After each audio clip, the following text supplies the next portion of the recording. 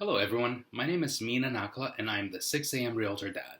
Here today to give you the monthly market report for May 2022. A couple of main points I'll cover today is about whether the market is going to crash and where home prices are headed for the rest of the year.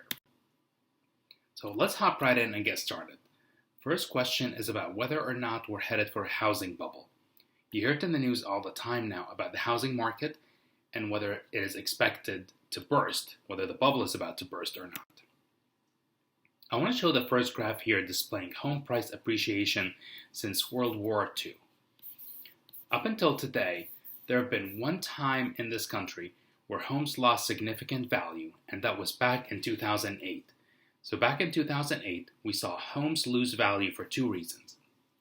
First reason, loose lending standards. You think back then, no income, no job, no verification, and we know how that ended.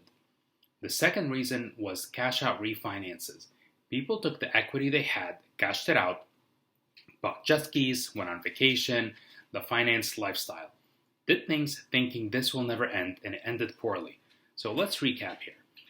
Apply for a loan that you don't have to qualify for, and then you take your equity and you cash it out, and that's what ended up in 2008 when homes lost value. The other question that sort of plays into this crash question is everything coming out of the past 2 years with COVID.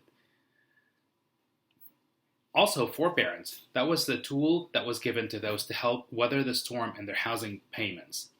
Homeowners that maybe had trouble with that. And that caused a lot of concern for a lot of people. And that's what's going to happen there. Well, the forbearance numbers continue to edge downward. As of the most recent number in April, 690,000 loans are still in forbearance, well below where we started out of May 2020.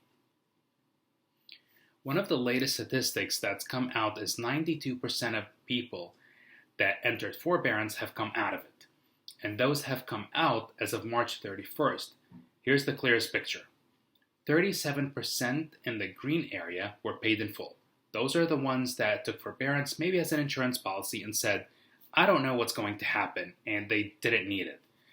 44.6, the blue shaded area, went through some kind of workout with their bank, either a modification, a rate and term refinance, or deferral. So two things here. Understanding why we had the housing crisis back in 2008, and then understanding the current piece of forbearance is critically important. But the bottom line is this, and Daniel Hale says it well. We've learned from history that prices can fall. The important question is if that's going to happen right now.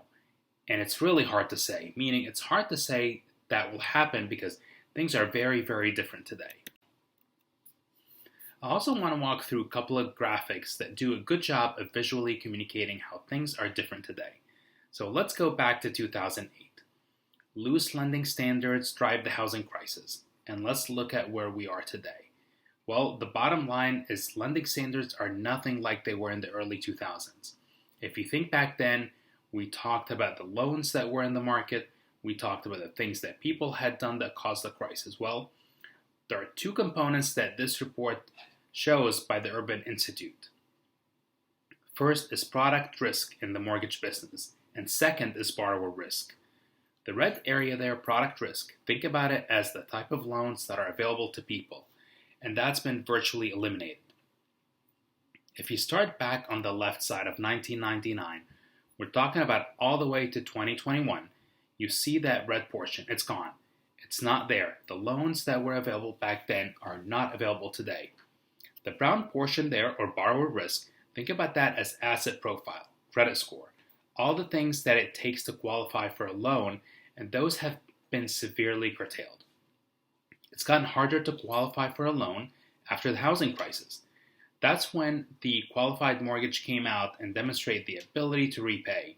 All the things that we know about the mortgage business, about how hard it's gotten to qualify. This graphic tells the story of the difference today and back then.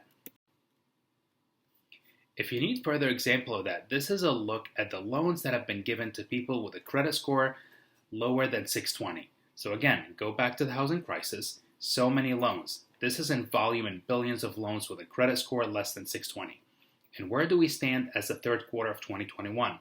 The most recent information from the Federal Reserve a fraction of where we were back then. So we can clearly say lending standards are different. That story is different. One of the major contributors back in 2008 is not around.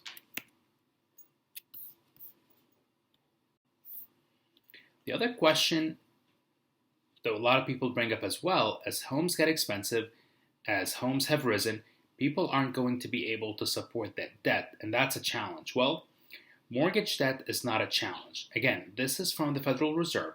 This is the household debt service ratio for mortgages, and that's a percentage of disposable personal income. So think about the total mortgage payments divided by the total disposable personal income. Where we sit today is much, much lower than where we were in the financial crisis, even lower than we were in the 80s and 90s. And why is that? That's a component of rising wages. That's a component of interest rates that we've seen. And folks that are holding mortgages today are much, much better positioned than where they were back in the financial crisis, in the housing crisis of 2008. And there's a lesson from that we can take away. It's that a lot of people said coming out of the housing crisis, we don't want to do this again. We're going to maybe pay down our mortgage. We're going to put more money down. We're not going to cash out the equity that we have in our home. And you can see it in the numbers that are coming out today. The bigger question right now is, what's ahead? I think many people right now asking, what is the rest of this year going to hold? We're here in May. The Federal Reserve started off the month by raising the Fed funds rate. A lot of questions about that. And talks of, down the road, a recession. Home prices are going up. Interest rates are going up. So a lot of questions about what's ahead. So let me give you some perspective here. The most recent updated home price forecast from 7 forecasters that we watch. These are for 2022 prices. Average of these forecasters is 9% appreciation. Many people are saying, are homes going to lose value later in the year? Certainly not. And that's not what experts are saying for this year. If you see those experts, they start to fall between 8 and 10%. We started off the year at about 5% appreciation, and we've risen slowly each month since then. So for the local Northern Virginia market, so that's Fairfax County, Prince William, Loudoun, Arlington, Falls Church, we can certainly take a look at homes that are currently active on the market. And even within the past 7 days from this recording, there are 525 coming soon properties and 908 new active. Compare that to 1,087 that are either under contract or pending. So it is a healthy market. If we look beyond this year, the Home Price Expectation Survey, as of the first quarter of this year, they're again calling for 9% appreciation this year. Moving into what we're going to call a much more normal rate of appreciation. Before the pandemic, the average appreciation in a home was about 3.8% in this country. And you see this right in that neighborhood for the next 4 years or so after this year. Anybody wondering if this is the top of the market? Should I buy right now? Forecasts for price appreciation going forward may help them in making a powerful and confident decision. What the Home Price Expectation Survey does as well is they look at cumulative housing of price appreciation by 2026. If we look at these, they sort of rank them by the optimist, the pessimist, and then the average of all the panelists in the middle. Optimists say about 46.5 appreciation.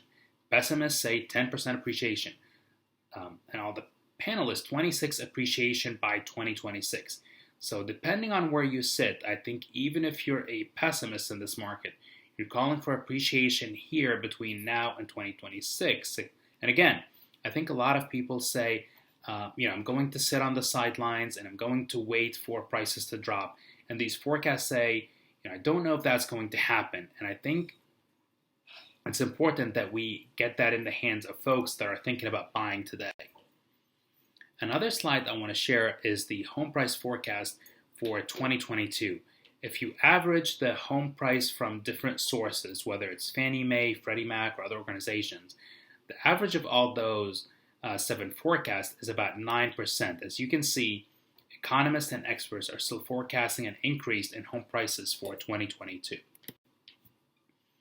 When we talk about rates right now, we've certainly seen rates in the first 4 months of this year rise dramatically. We started the year at about 3.1. Right now, we're just over 5.25 on the average 30-year fixed. Bill McBride says this: based on the current estimate for the peak Fed funds rate, somewhere between 3.25% to 4%, the 30-year fixed mortgage will likely peak between 5 and 5.7. There's some variability in relationships, so we might see rates as high as the low sixes. This all depends on inflation and the Fed funds rate, but I don't expect rates to move much higher than the current rate, although 6 is possible. Seeing here from Bill McBride saying 6 is likely the top end, there's a lot of things that play into interest rates. It's certainly not going to sound like that's an easy dynamic to forecast, but let's look at inflation. That's what we need to be looking. Inflation is the enemy of a long-term interest rate. The Fed's action is to tame inflation, so we're going to watch that.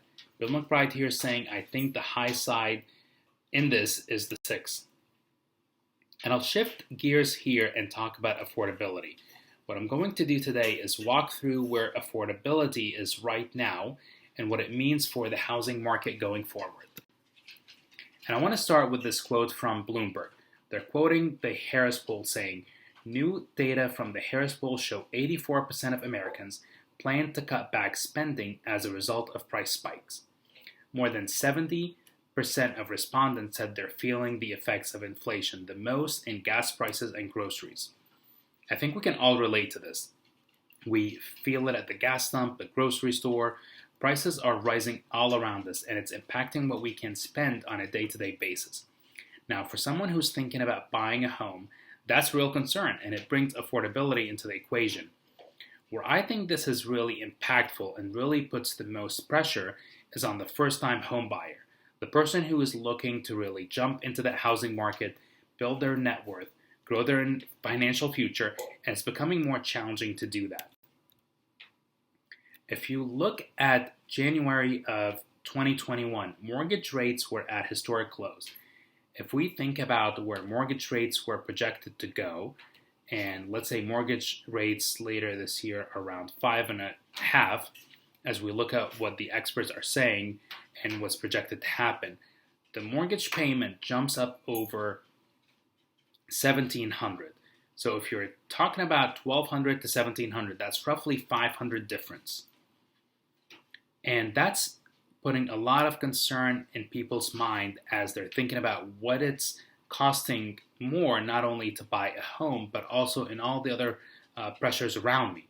Like we said, gas pump, grocery store, all those things. The first-time home buyer in particular feels this pressure. What I want to do next is put this into context and show the bigger picture. And what we can see right now is that affordability is really approaching more historical level.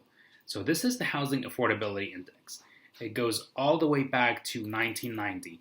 And if you follow along, you're definitely seen this before, but really had to break this down and look at it. The higher the bar, the more affordable homes are. If you look at where we are over on the right today at 135.4, that's the index that the National Association of Realtors is measuring here. Homes are not as affordable as they were over the past 10 or 12 years, and certainly not as affordable as they were in those orange bars, which was the housing crisis. That's when distressed properties dominated the market. Homes are being sold at a massive discount. We're certainly not there, but as we've seen prices rise, mortgage rates rise. Homes are not as affordable as they were even over the past couple of years. It's important to remember that affordability is really a measure of three key things. We mentioned prices and mortgage rates, but it's also wages. Right now, all three of those things are ticking up, but historically, over the past couple of years, mortgage rates have kind of offset some of the rising prices.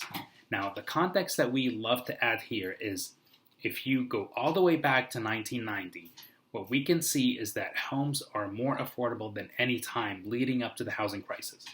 When people say homes aren't affordable anymore, we have to say, as compared to when? Now, I want to continue on and share this quote from the National Association of Realtors because I think this also helps paint a picture of what's really happening in the world around us. It says, the average consumer is spending an additional $429 monthly for items other than shelter.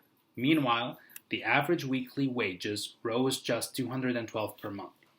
So the consumer is short about $217 per month. So that's all of those direct results of inflation and the things that we're seeing around us and how it just simply costs more right now.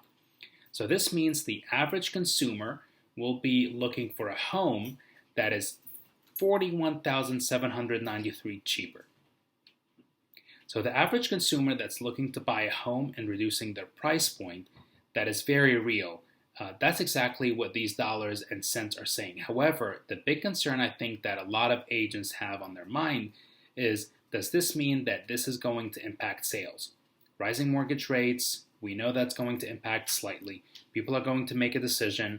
They're either going to jump in and they're going to say, yes, I want to get ahead of this.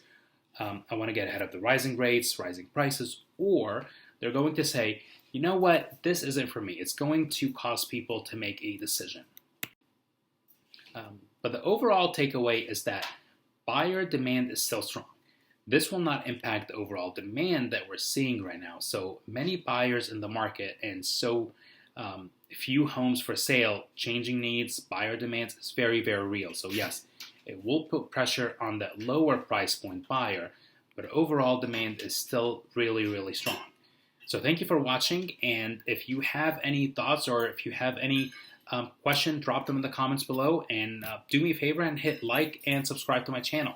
Thank you.